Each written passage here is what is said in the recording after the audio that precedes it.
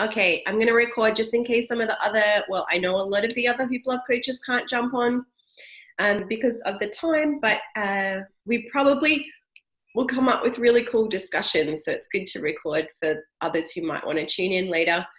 And yeah, really, this is just like an open chat. We can either ask questions and share inspiration, or you can just kind of, I don't know, share something that's going on in your hoop life, whatever feels good for you. That sounds good.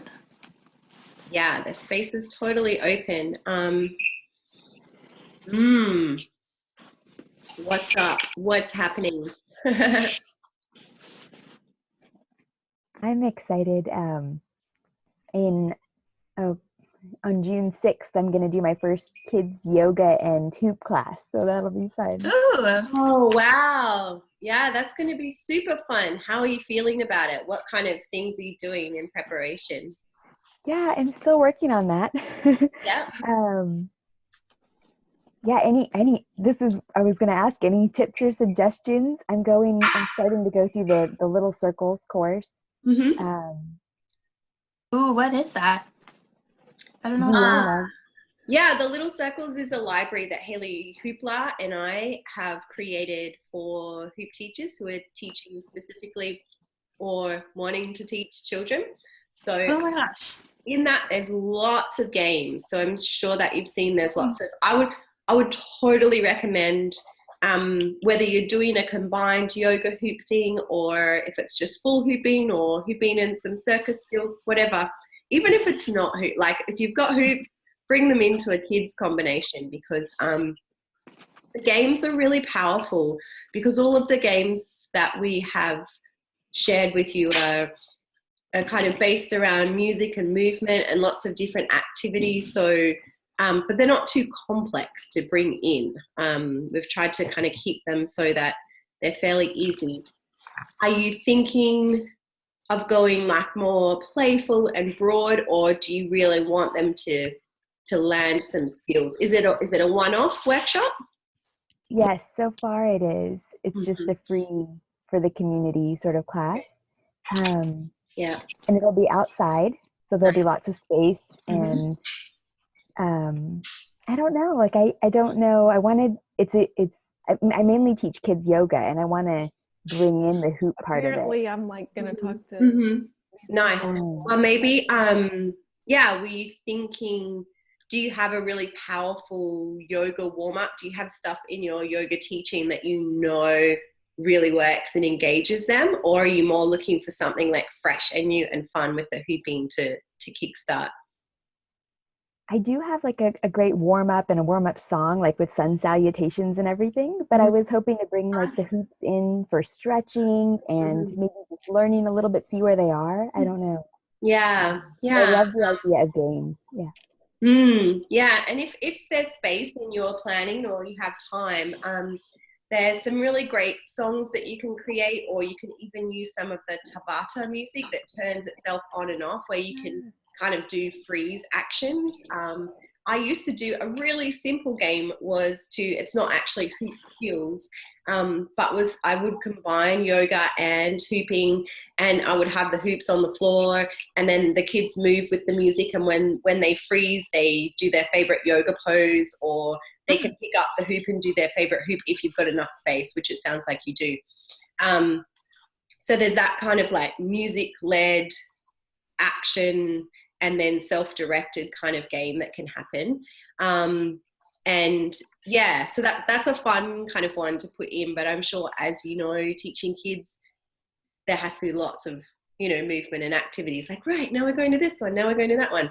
So yeah, as you move through the Little Circles, if you kind of pick up on any games that feel like they're great for you, or you need a little bit of like, would this work, or how does this work? I'm happy if you want to reach out and send me a message and we can chat about it.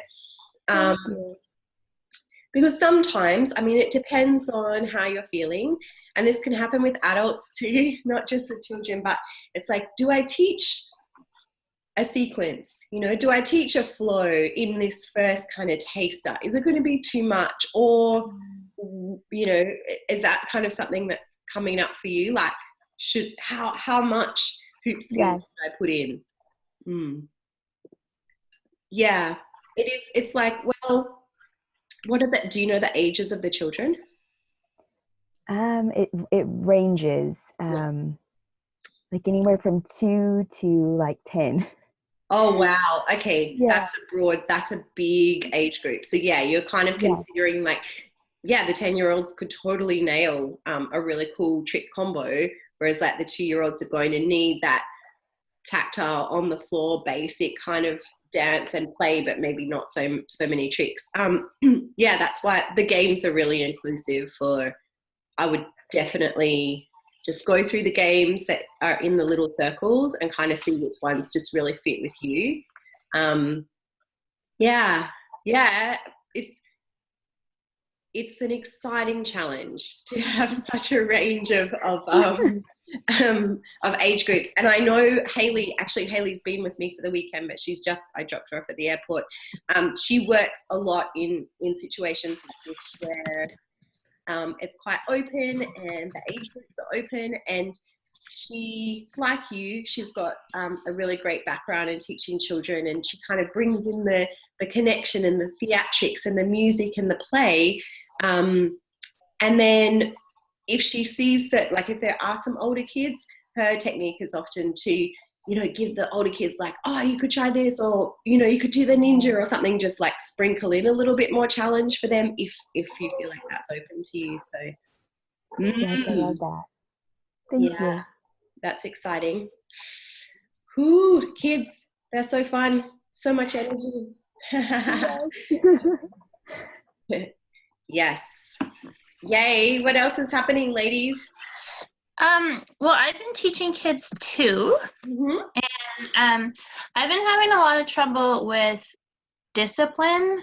Oh, yeah. So I was wondering if any of you have tips for keeping people on task and focused and stuff like that. Yeah, definitely. I was a primary school teacher for a long time. Oh, yeah. But having said that, we employ completely different strategies as the circus teacher or the hoop teacher or the dance teacher versus a classroom, sit down and we have a goal here and let's move through this and then we can go play kind of stuff. So I can't, it's like what I said before, it comes back to the games, like really, and sometimes it's like building a relationship with the kids and understanding like what games they love or what activities they really love and not being afraid to repeat them. I mean, kids love repetition. If you notice, like I know a lot of teachers are like, I've already done that, or I've done that, or I've done that.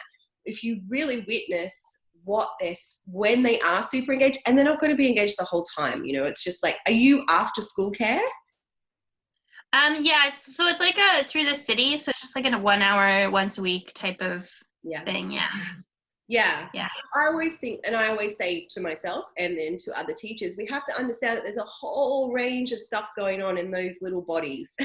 Sometimes they're tired, sometimes they haven't eaten properly, sometimes they're a bit distracted, or they feel there's a whole range of stuff.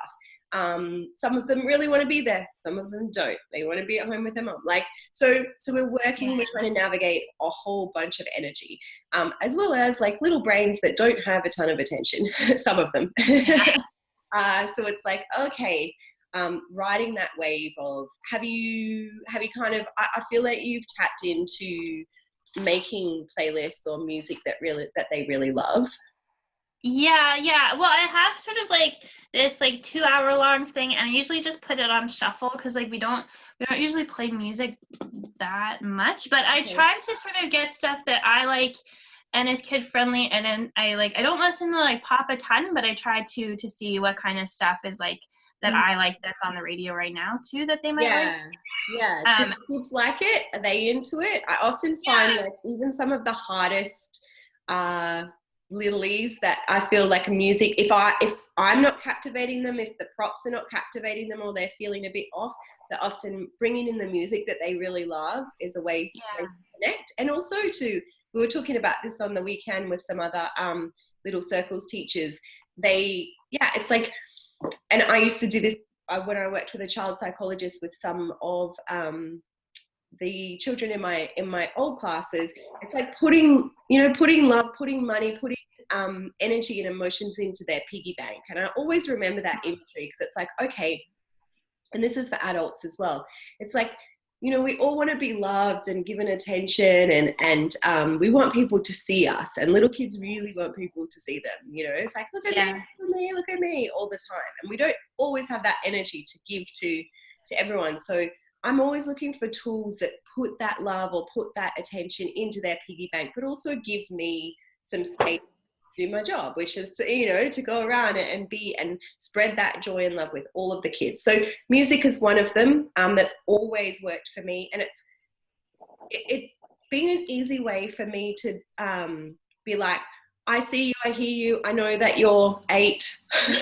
I don't really remember what it's like being 8, but I think you like, or what kind of cool songs do you like? And just sometimes that recognition of them can really give me like a connection boost. And that goes for adults as well, although I'm less concerned about if the adults love my playlist. And kids' music is challenging because, gosh, every song these days on the radio is like someone at the club or someone like popping their booty or whatever. And it's like, well, I can't play that. So, we have to be, making kids playlists, I guess what I'm saying is way more challenging, but when we nail it, it's awesome. And then games is the other thing. Big games that like sometimes I will just play over and over, but change the variables. And it's almost like it trains them in a beautiful way to have focus and attention, and to socialize, to be together, to take turns, all of the beautiful things that games provide. And it gives you a little bit of a chance to take the seat of the observer and the facilitator, and not so much like the instructor and teacher and like, come on, you guys, like herding them around the classroom or the space. So those two things always like are my main go-to. Big games, awesome music. And I know it's hard because some schools don't allow you to have a big stereo system or anything. But yeah, I used to take my own. Like I would just rock up with this huge big stereo and be like, all right, it's on, we're having a party. Yeah. Have you found some other things that work? Like things, even if it works through a little magic moment, you're like, that's gonna work. Well, I was talking to my friend about it, who just finished his 4th year of teaching, and he suggested, because I was having a lot of problems with them talking, like just chatting with me, like in the middle of the class, and he suggested to like check in with them before the class starts, sort of thing, and like see how everybody's week is going. And that helped a little bit, and yeah, I'm glad you said the thing about repeating games, because I play this one game, it's just like musical chairs, except there's all the hula hoops in the middle, and then everyone has a hoop, and they stand outside, and they like dance with their hula hoop. They love that game so much. I've been like, oh, maybe we should try something else, and then I try one, and they're like, no, let's play the other game again. Yeah. It's like, I had 8 class last time, we played the game probably like 6 times. Yeah, and it's like they're moving, they're hooping, they're learning, they're engaging, they're doing all the things. And I know it's hard. Like it used to be hard for me too. And even I'd be like, not that game again. Oh my gosh, are you serious? But I'd be like, yay, because it's what they love. And I love what your friend said about chatting time. So okay, so we're like, and this can happen. It obviously happens less for adults, but it does happen sometimes. So you notice that perhaps one of the behaviors that you would like to change is that they chat a lot, So sometimes I'll like kind of emphasize that. It's like, all right, okay, everyone put their hoops down and they're going to become your bean bags, and we have 2 minutes of chatting time. So you can, hang out on your bean bags and be really like, do whatever. And you've got 2 minutes, and then I'm going to give you a countdown, and we'll all come back together and we'll play a game. So it's like, yeah, I'm losing the energy of the group. I can see that. So I can struggle with it. And some days it is, some like as teachers, we're moving through our energy and emotions too. So it's like, what can I do to make this a little bit easier for all of us involved? Because we're all here. So it's like, they love to chat. I can't just let them chat the whole time. You know, it's not like chat class. It's not like just after school hangout club. I feel like I need to engage them in some way, but I'm going to give them a little bit of free time, you know? Mm-hmm. So it's going to be, because you're the leader and you're the teacher and the facilitator, I need to put some like a cap on this, which is easier with older children, you know, because they kind of understand creating boundaries. So, and oftentimes that kind of thing where it's like, I'm allowing you this space to do what you need to do, but then you're going to, you know, we're going to come back and do this. Does that make sense? Yeah, that makes a lot of sense. I also have this student who she's taken the class 2 times now. So I kind of think she might end up taking it again. But she just lies on the floor in the middle of the class. Does that happen a lot? I want to be that student. I'm just like, I'm doing nothing today. I'm just going to lie on the floor. Don't you? Wait, how old is she? Maybe like 9. Oh, okay. Don't you just love how kids just give themselves permission to just be like, I'm going to do what I want to do? Because we don't do that enough. Yeah. Reason. I mean, you don't really want to lie on the floor if you're going to, you know, someone's going to jump on you. Yes, it can. It does. And I'm not sure if you connect with the teachers or you know any of the children's behaviors or maybe some of their background, but yeah, children display a whole range of individuality. This is the way I'm going to put it. Because yeah, I mean, like I said, sometimes it's hard to have a discussion with a 9-year-old and just kind of tap into what's going on. It's not, if you feel comfortable, I would totally go there and be like, are you tired? Is there something that you know, do you like doing this kind of thing? Or just have a little conversation around it. It might also be like avoiding because she feels like she doesn't have the confidence to, you know, do what you guys are doing. Like there's a whole range of things. Again, it's like putting that stuff in the emotional piggy bank, like just making little connections. You see her, I tend to, just because it's my personality as a teacher, I tend to do what I call that conscious ignoring, which is like, you know, it doesn't work the whole time, but it's something that I learned early on, usually with children with super high level physical behavior. It's just like they're going to need to act out what's happening, and I know exactly what's going on. I'm witnessing them, I'm observing them, making sure they're safe and everyone else is safe, but I'm not going to interrupt that behavior like immediately, like get over, you know, come over here and start doing it, like that kind of stuff, because yeah. However, if it's interrupting your class or it's dangerous for her, or yeah, maybe giving her another space to move to, if she feels like she needs to lay down, if that's really important to her. Yeah, because there's a whole range of reasons why kids want to lay down. I often want to lay down and don't, in the supermarket or in the car park. Yes. How do you, yes. Do you other ladies, Tina, are you teaching children? Is this like at all?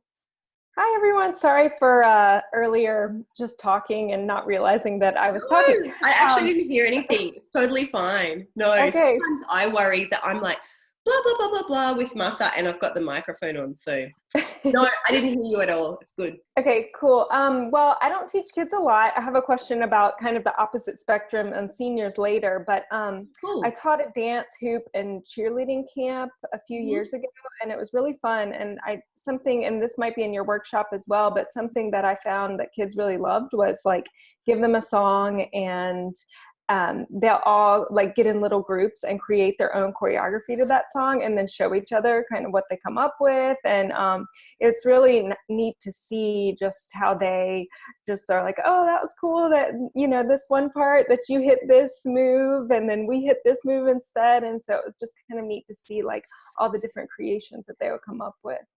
Yeah, I love that. And it helps them to self-direct and kind of co-create with each other and also take responsibility. Like if there are children who are often a bit lost or they feel like, oh, I've done this before or whatever, you know, a whole bunch of behaviors.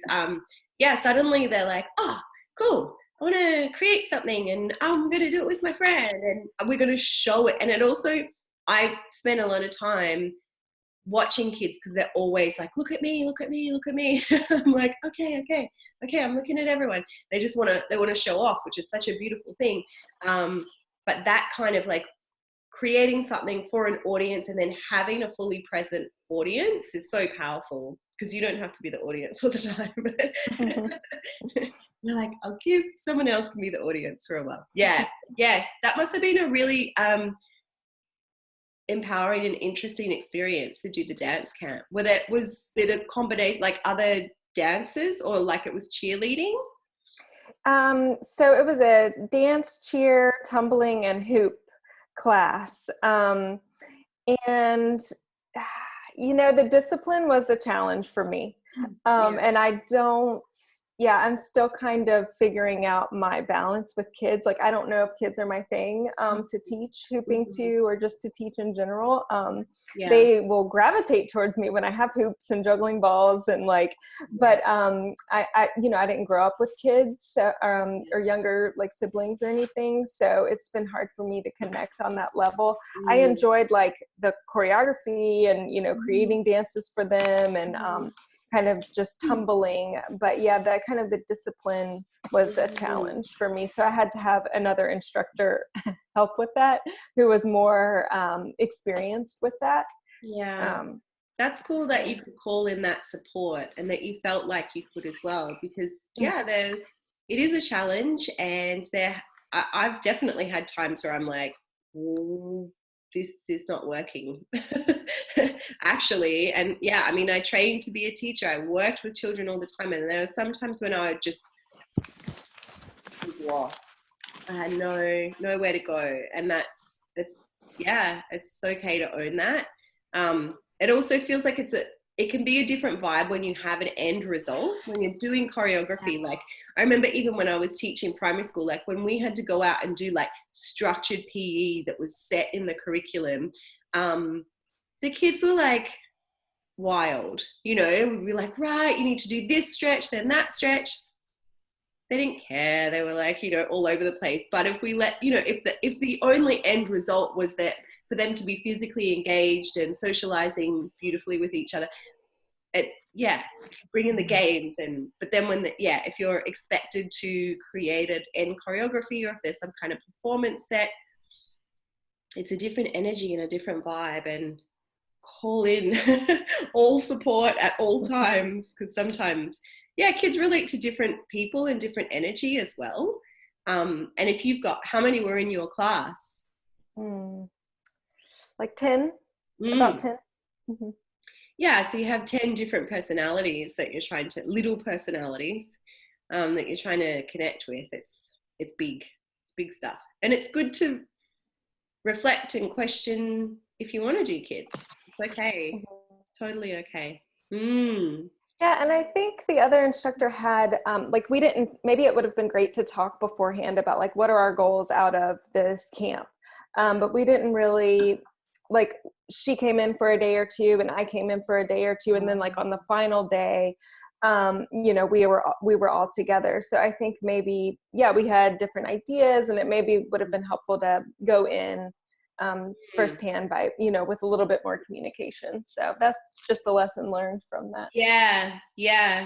We were talking about that on the weekend, actually. So one of the big questions that came up from the kids teachers was, have you ever had a really bad party or a really bad class? And we were like, yes, all the time. There's, you know, you walk out of spaces and like, you're like, wow, that was so great. I'm feeling amazing. I've got my teaching down pat. And then you can go into the next situation or the next party or the next gig and be like, where did all this come from? And it can be things like that, like having discussions with the other adults that might be in the space, and if there's any synergy or not between you. Sometimes doing private kids parties, it's like, well, what do the parents expect, and am I going to be competing with a jumping castle, or like what things are going to kind of affect my hoop teaching. And sometimes we don't know. One of the other teachers had what she experienced to be she just didn't have a good experience doing a private kids party. And she said she got the booking through an agent, and when she turned up there, it was just like the boys were super high energy. They had all this sugar. There was like a trampoline, and then there was this big stick in the yard that they were playing with, and there was all this stuff. And she was like, what do? I can't even get their attention. And she left that feeling like, oh, I could have asked some better questions, or maybe I could have got the parents to support me and, get rid of the stick and ask all the kids to come, whoever was the real authority figure in that, adult group, to come and get the kids to sit down.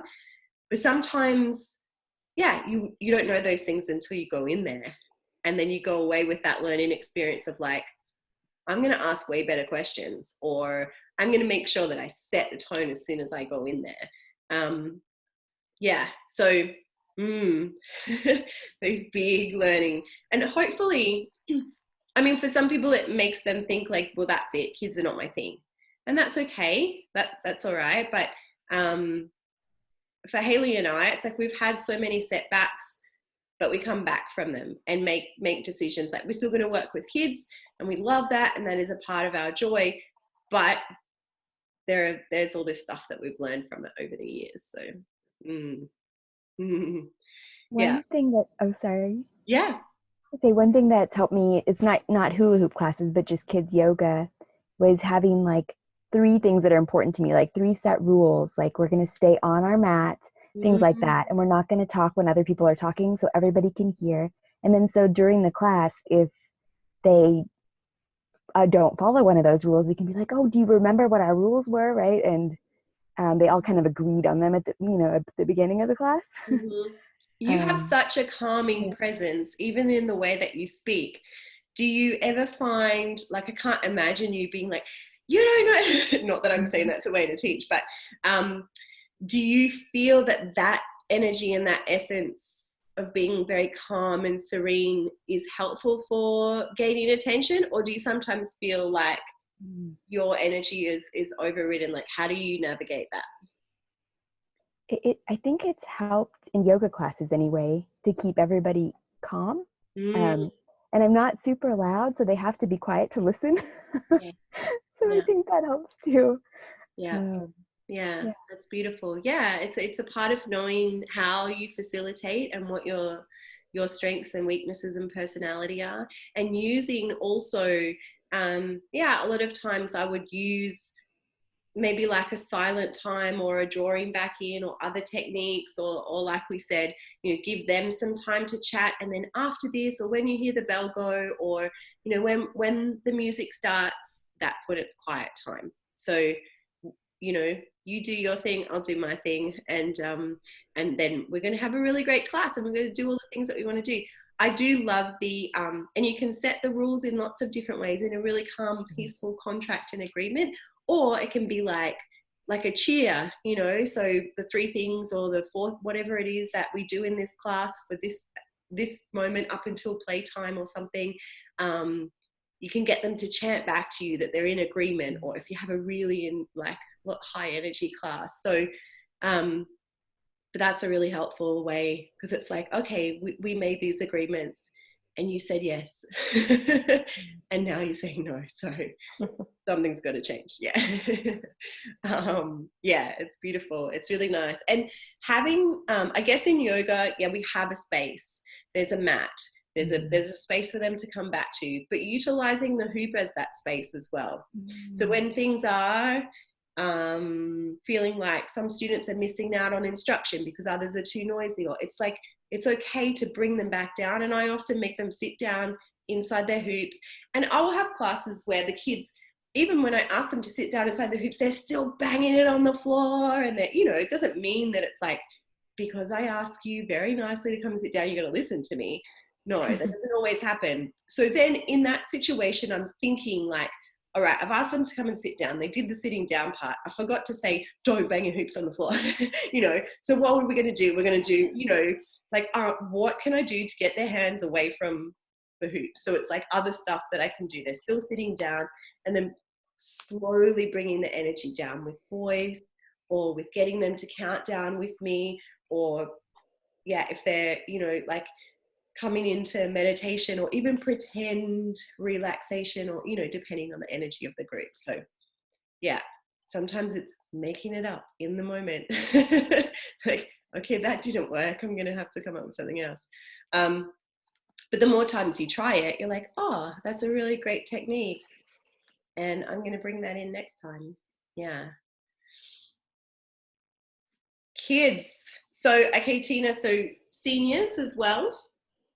So I'm thinking about teaching seniors. I feel a draw towards them, and I think it's a personal thing too, just because my grandma's older, she has dementia, she's in, I guess you would call it a nursing home or this place like that, and I'm sort of like grasping with like personal stuff, and she is loving it. Like, she goes to chair Tai Chi, she goes to art classes, and she's like this amazing painter now that we never knew, like all these years. That is incredible. Wow. Yeah.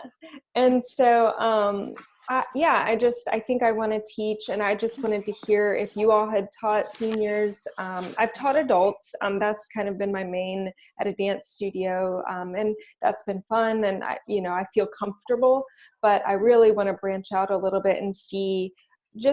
And I know that there's a lot of there's a lot of seniors, so I think, and it's fun, and I just wanted to hear about your experiences with seniors. Yeah, have you ladies, either of you ladies, taught seniors? I haven't, but when I was guest posting for I you, haven't actually. Yeah, I was going to say there was another lady that taught seniors, or people that were sitting down, at least, right? They were. Yeah.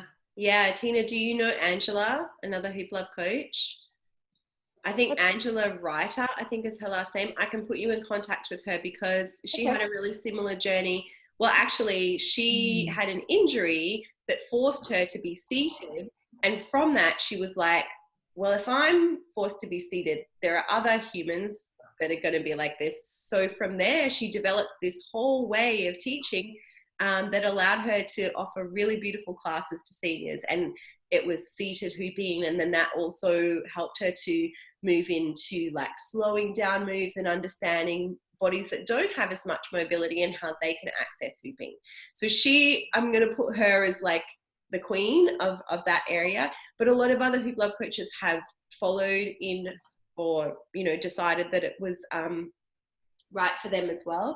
I was talking to another teacher this morning who is working with seniors, and her dominant thing, or her dominant way of doing it, is to break up her hoop size. So she does give them some on bodies. I don't know if that would be like with your grandma, or if that's who you're thinking of working with, using big hoops on body. Some people choose not to do on body at all with seniors, but it can be just little sprinkles, you know. It doesn't have to be like this full on like we would do with adults, or younger adults. And then using children's hoops or lighter weight hoops for coordination and really basic kind of flow movements, not necessarily like the flow sessions that we might kind of come up with if we're doing a performance or something like that, but just moving the hoop through space and finding like left and right flow and moving forwards and backwards, and still, creating flow sessions that way, but not necessarily super trick centric. Although I'm always into experimentation. It's always like, how can I guide my students? How can I just sprinkle it a little bit more and observe them? Am I pushing it a little bit too far in terms of like, this is getting a bit complex, the energy is dropping, the engagement, I'm losing engagement. So I'm always like, oh, I could give them a little bit more. Maybe they could do the isolation. Maybe they could go for weaves forwards and backwards, you know. Why is that But it's like, yeah, guiding them step by step. The beautiful thing about, well, any age group, but I always think the beautiful thing is like the hula hoop is so iconic, and I hear from so many seniors, it's like, when I was a little girl, I could do this. And so it's a real connection to, their youth and their childhood, which is always beautiful. What did you have stuff that you were kind of going around in your head thinking, would that work? Should I do that? Is that the stage of planning that you're in? Yeah, it's just kind of a new thought. So it's all pretty new. I am curious, because I guess you could do like faster sequences and slower sequences. I would have to make sure the music, I guess, is appropriate. And it may even be just talking to them, like seeing what they like, or you know what they would find fun. Or maybe attending some of those classes that they already have at the different centers, and just see. That's a great idea. Like. That's a really beautiful idea. Just kind of seeing, even if you can just take a little look into the other movement classes that are happening for seniors in your community. And it's like research. It's just having a little observation of the pace and the timing and maybe the structure and of course the music of the classes, because then it kind of gives you this model or this example that then you're like, oh, okay, yeah, I can bring hooping into that. And I've seen chair yoga, chair tai chi, why not chair hooping? Absolutely, yeah. I'm going to connect you with Angela, and I'll see if I can find some of her. She's got some stuff on YouTube as well that will give you, I'm pretty sure, or maybe it's on her Facebook. Because she's got little sequences, and it'll definitely spark stuff straight away for you. You'll be like, oh, okay, that makes sense. Thanks. Yeah, I think there's a few other coaches that are working with seniors. Maybe I'll have a look. Yeah, and I'll send that through, or connect in the Facebook group for sure. That's really beautiful. I love that. I love how it's like something that is really important in your life and happening in your life right now, and that you're able to bring newness to your teaching, but also that beauty to a part of your community. It's really powerful. And it's courageous as well. When we step into zones that we're like, there's a few unknowns. It's like, well, how am I going to create this? It takes on a whole new adventure. It's really lovely.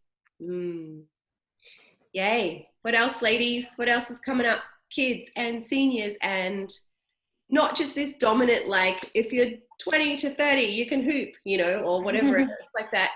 That's blown out of the water. That doesn't even exist anymore. We hoops are for all ages, and I love how it's modified to just suit anybody. It's incredible to see it expand continuously. I just have a question. I guess this is still about kids hooping, but maybe applicable to other stuff too. Like, how do you determine like the balance between games and moves? Because I was playing quite a lot of games with my students, and then my supervisor told me that one of the parents said that we weren't doing enough moves. And then I was like, oh no, like, I guess I gotta do more moves now. But I just like, I don't know, it's weird because it feels like the kids don't really want to do moves. And then I don't want to be like forcing them to do this stuff that they don't really want to do, especially because it's like, there is no curriculum. It's just me. Nobody's telling me what to do. I just show up and do whatever I want to, really.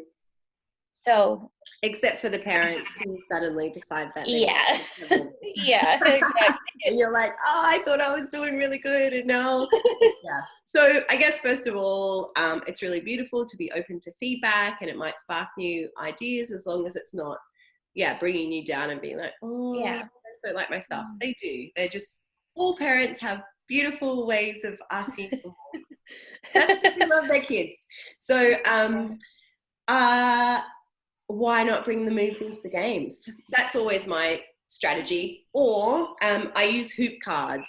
So I have created a range of A4 cards. I don't have them in front of me, and they have tricks on them. And so I use those cards to create games, so each card, I should explain, has a trick name on it.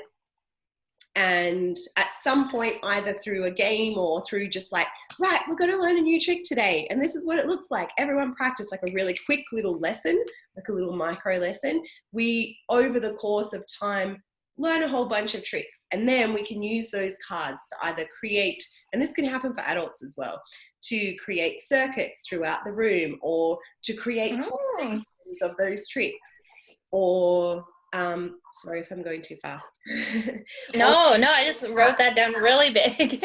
Yeah, or to have a trick in each of the four corners, and the game is when the music's on, they can dance and play, and when the music stops, they go to one of those corners and practice that trick when the music stops, kind of thing. So for me, sometimes, yes, I do very like direct, structured, adult style teaching of the moves, but I keep it pretty minimalist and short, because the kids will often be like, oh, can we, their attention's gone. So it's like, and also communicating that we're going to learn 4 new tricks today. We need to know these tricks to play this really rad game, so it's like, I'm kind of like getting them in the mood. If we don't know the tricks, then we can't do the game, kind of thing, like, in a fun way. And you're going to love them, and they're amazing, and they've got cool names, and your parents will be happy. Yeah. And I wonder if you could combine you get 3 tricks or 4 tricks today, and maybe break into groups and then choreograph, or I don't know. Yeah. Yes. Yeah, that sounds good. Yeah, that's a fun one to do. Creating combinations, or once you've built up, say you're like, all right, my goal is to kind of teach these kids, like, to get some new energy, and we'll teach them, I've got 10 tricks that I kind of want to work with, and we're going to teach them in different ways. And then when you get to that where they're all kind of like, they might be in the still a bit learning phase, or they're getting quite good, then you can do the someone pick a trick, just as a little in between. You can use the cards, or however you want to, someone pick a trick and we're all going to copy that trick, or so you can kind of copycat. Yeah. Also, the peer learn, this can happen with adults as well. So it's like, all right, we're learning, I'm going to teach it to you, we can do it in 2 minutes or whatever, and then go and find a friend and teach it to them, or give them some praise and feedback, or tell them something that you really love about the way that they're doing the sparkly, or so it's kind of like it's expanding your lesson plan. It's I'm not going to say padding out time, but it is. It's so you're not stuck just being like, I'm going to teach the sparkly, it's going to take 2 minutes, then what do I do? Well, then there's all these other fringe games and teaching moments that you can put around that. And that can, be a combination. It can be peer teaching. It can be putting it into a game. It can be self-directed learning. It's like, we're all going to go and be circus trainers for 2 minutes. So you pick a trick that is really hard for you. It doesn't matter, because in the circus you got to train, or if that's your vibe. And we just train for 2 minutes, and then come back and we're going to report or tell a friend what happened, or there you go, 10 minutes. And I'm not trying to be like, oh, but there are some days where it's like, all right, we're in this together. Maybe we're all a little bit low energy, so you've got to do those quick teaching moments where it picks up the energy, and they're actually learning something and they're engaged. Does that make sense? Yeah. I've just been finding that some of the moves have been taking a lot longer than I thought they would, actually. Yeah. So I think maybe I'm a bit perfectionistic about it, and I'm realizing that maybe they don't all have to get it exactly the way that I do it. Yeah. Maybe if it's in the general vicinity, they don't have to have their hands exactly right. Yes. Yeah, definitely. Unless there is unless you're gymnastics training, or they have to do a show, or their timing needs to be on, success is not perfection. So success is a whole range of things. Success is engagement, success is joy, success is attention, even just for a moment for some children. That's a really huge ask. Success is that you can notice that their breathing is softening. Success is noticing that they have a smile on their face. So yeah, it's a huge, I know, and it's hard because maybe in our own learning, success might look like very neat planes and very beautiful flow. But when we step into the role of facilitating that in others, even with adults, there's a lot of time when I have to take a step back from my perfectionism and know also it's a journey. You know, neat planes and transitioning smoothly and understanding really balanced coordination with left and right is a long journey for some people. And others, they're on it, you know, so yeah. That's a beautiful bit of awareness to be like, oh, maybe I can come at this from a new perspective, which is going to really soften your energy as well in your class. Yeah, I think so. I love how much passion and how much thought you put into it, though, and I know that it with children, it's a lot. There's always a lot going on. Yeah, because I kind of feel like, oh, like if it's a hooping class, like by the end of it, they're supposed to know 12 moves and be able to do them perfectly and remember them for the rest of their lives. But I don't think that, I don't know if I want that to be the purpose even. Yeah. Well, if you say there's no curriculum and there's no but having said that, that might be something, it depends on how long you're moving forward with these children. You might together have a collective goal that you are going to, maybe not perfectly, but you are as a group going to learn 15 tricks, because that does feel like accomplishment and success. But you might in a variety of ways. You might, you know, some teachers have a chart or they have magnets or they, you know, create a visual thing for their students, and that works really well. And others, it's just more about the experience. Yeah. Maybe I could just like talk about like how you were saying, Catherine, about doing the rules at the beginning. I think maybe it would be good, like the first day, to be like, okay, these are the rules, and also like, what do we want to do in this class? Like, how do we want things to go? I think, yeah, because like the way it is, it's like there's so much room for me to do whatever I want to do, and I want to be doing what they want to be doing because it's their class. Yeah, sometimes that wide open space can be a challenge too, because you have to set the boundaries. It's not like some principal or some parent saying, I need my children to know how to do a hoop dance to the Macarena by the 4th of February.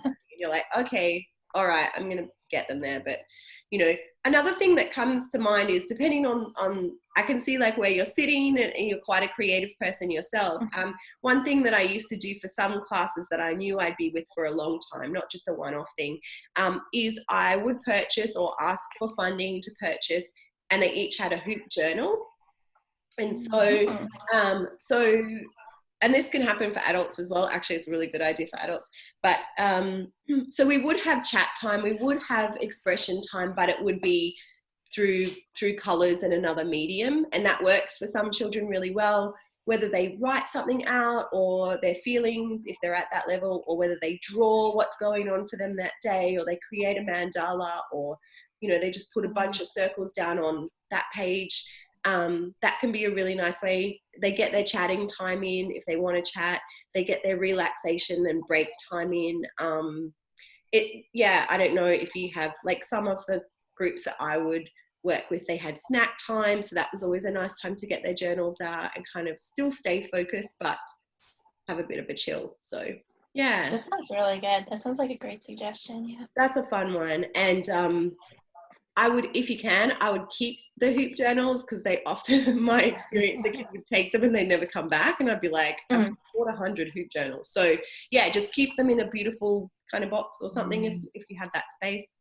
So yeah, there's a lot of stuff. It can be hard when you're working with a group for such a long period of time, because you can start to feel like, oh, we've done all the things, like what else are we going to do? And I hear this from adult teachers as well. There's always something new. We've all been hooping for such a long time ourselves as hoopers and students, and we still find something new. So I maintain that energy as a teacher too. There's always something new. One thing that helps me keep their attention too is to, like you were saying, you're doing games and then you're teaching maybe a move, and doing something that's that uses up their energy a little bit. Then they'll be able to focus on you, like alternating, not doing in between. Yes, that's really beautiful. And it's like, and finding games where it might be quite low and calm, and then games where it's really, they've got a little bit more energy, or games where it's self-directed versus needing to listen to you. And yeah, bringing your voice down, or getting them to vocalize. And there's a lot, so many teaching strategies that you can bring in and play with. And I love the journal idea. But what I usually do is like a theme for each class. Like either, like sometimes we do a story with our yoga, or maybe we go on an adventure to under the water, or whatever the theme is. And then at the end, they're able to do a craft that's based on that theme. Just, it takes up a little bit of time, and they get to socialize. And yeah, that's really beautiful. Yeah, and some weeks mixing it up. I mean, it's not always accessible, but yeah, when I was first teaching and I was still a primary school teacher in that little crossover time, it's like, okay, this week we're gonna, in the after school club, we're gonna redecorate my hoops. Only for groups where it's like you've been with them for a long time, and it's just, it's just a small part, and it's not like you're getting them to, clean out your closet or anything like slaves. But, it's like, and they enjoy that because it's relationship building. And it's like, oh, we decorated these hoops, or even just one hoop. I've done this at festivals where I've had like kids kind of workshops over a few days, and I would take like a really, really big hoop and then have some arts and crafts supplies, and they could decorate it so that by the end, it was like our community hoop. And I still have some of those hoops and still have stories behind them. So there's little things like, if you've got the funding, or if you want to inject some of your own abundance into it, which often happens, bringing in little craft ideas is really creative. That's beautiful.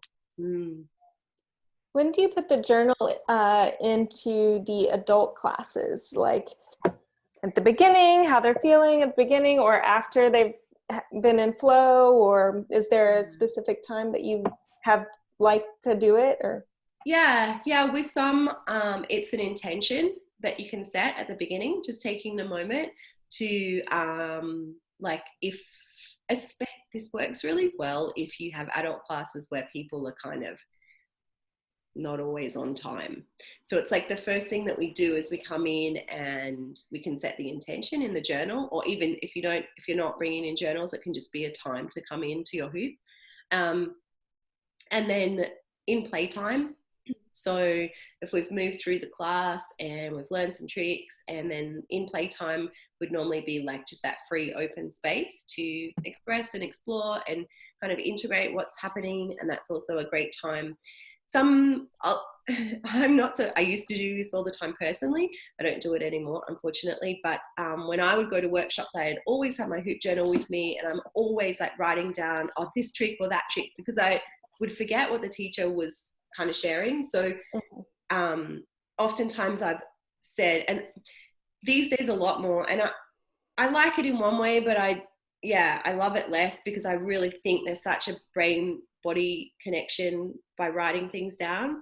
But a lot of people will film things or like take photos, and that's okay. I allow that in recap time. I don't always do a recap because I sometimes forget, but because there's so much going on. But just giving the space for people to use their journal to write notes on like tricks or flow sessions, or stuff that comes up for them, like, when I go home, I'm going to put that trick into my flow session. Or like often when I would go to workshops, I would get really inspired and be like, and then I can do this, and I'd write down flow sessions for myself. So just giving them little ideas that they can do that, and that it's off to the side, so it's not distracting if they need. I would prefer that they would go and write in their journal than like start a conversation with, with their mates. So just to kind of keep the flow of the class and save that for later. But does that answer your question? It's like when it's not going to be too much of a disruption. but allows them space to reflect and write down and record. Yeah, thanks. Yeah, it's also a if you are guiding adults for a long time, if you're doing like an 8-week course, it's such a beautiful way for them to reflect on how they felt each week, what intentions they've done, how they've progressed with their self-expression and their connection with hooping, either trick-based or you know, for themselves emotionally. It's pretty cool. It's like another element that brings in that, yeah, that awareness of self into the hooping. It's not just, we're going to learn a bunch of tricks. Yeah, and if they decide to share it with the group, then it makes the bond stronger within the group too. So I like that. Absolutely, absolutely. And I know for myself, every class, every workshop that I go to that's not trick related, every movement or breath work, or there's always a sharing circle. You know, there's always that time. And often in hoop classes, it's like, oh, we've got so many amazing things to do. We'll share later or we'll share after, but it's a beautiful thing to open up to, if you are creating community, to allow that. And it doesn't have to be, I mean, we all know how gorgeous but extreme it can get when we invite every woman in the circle to share. You know, it becomes this like, all right, we're going to be here till midnight. Yeah. So it's like, you know, having the strength to facilitate that. Is there anyone who would like to share something, you know, or one thing or two things? So, and usually people are pretty respectful. I have been in some situations, not as a facilitator, but as a participant, where it's like, whoa, this circle's going to go on forever, which is beautiful. But yeah, women love to share lots of cool things. So, and men. Yes. Oh, how gorgeous. I feel like this has been a really powerful chat. Like, I think the other teachers would really, really get something out of this. So I'm going to And where do you share these? I'll put them in the Facebook group, but if you have not, I put them on YouTube, but as private or as unlisted. I'll email, this is the last one. So I'll email them out, actually. Okay, yeah, that would be great. Yeah, a direct. Sometimes things just get lost. And someone said, I noticed, maybe it was Angela, said that she couldn't watch the last video. So yeah, I couldn't watch it either. So. Oh, you couldn't? Thanks for that. No, I tried to click it and it didn't work. So. Thank you. Okay, sorry about that. Yeah, I'll sort that out because this is the last one, so I'll make sure that they're all sent. And if you're okay, I would like to share this one with the Little Circles group, because we talk so much about children. If that's all right. I think there were some power chats. It's good. Anything else, ladies? Thank you. Yeah, this was awesome. Thank you. Thank you. Thanks so much for making the time. It's really amazing what happens when I just sit back and open up the space and you're like, so much inspiration always. Thank you for doing what you do. Thank you for constantly sharing, first of all, the joy with yourself and then with others. It's massive. Thank you for showing up and expanding and continuing to go like forward in new ways, sometimes scary, sometimes exhilarating. Yeah. Thanks for being you. You too. Thank you for being you. It's a total pleasure. I wish that I was actually like in the same space, physical space as you. That would be gorgeous. I always plan to kind of head, where is it? North. Get there one day. But yeah, thanks so much. And I look forward to sharing this. And if there's anything that comes up, just get in touch. Great. Thank you so much. Thank you. Bye, ladies. Bye. See you. Bye. Bye.